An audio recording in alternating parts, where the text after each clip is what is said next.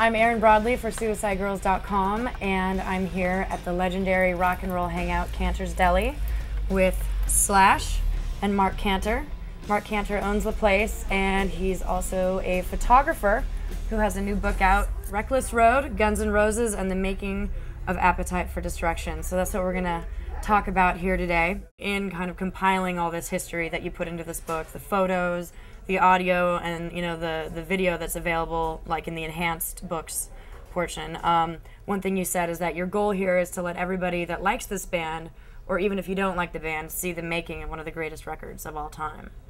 Yeah, that's, I was lucky enough to be there and document it, and I did it as if I wanted somebody to do it for me. If that's what I would ask for somebody else to do for one of my favorite bands. And actually, they were one of my favorite bands, but they were also my friends, so I had that opportunity to capture it. But I'm glad that I was able to do that.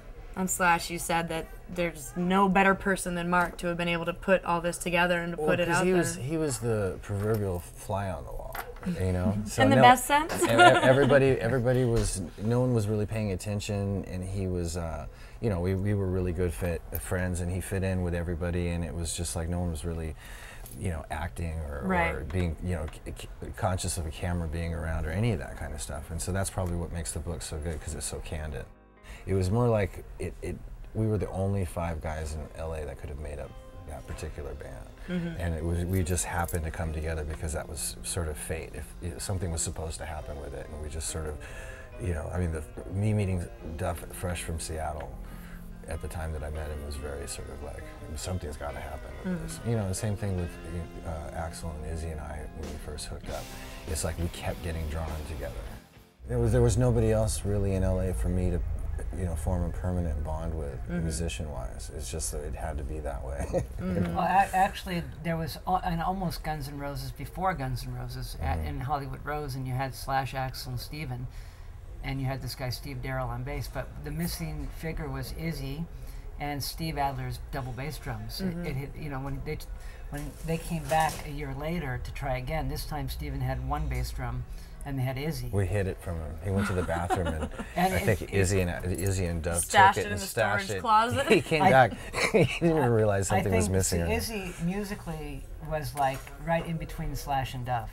Duff was like the punk rock, and Slash was like blues and hard rock, and Izzy was like like Rolling Stone figure, a Hanoi Rocks type, and he fit right in the middle. And his songwriting added, or he would start something and Duff and Slash would jump on it and change what he added and mold it all into what became Appetite for Destruction.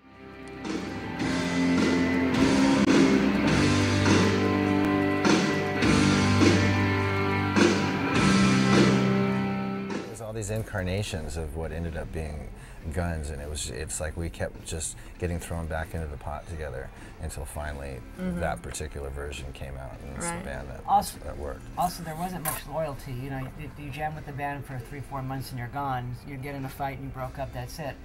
But I think when they went to Seattle and they made it through that hitchhiking and the eating onions on the road or whatever they did. Eating onions off the side of I-5 in Bakersfield. By the time they came back, it was more than just we're 5 musicians that fit. We're now like this gang.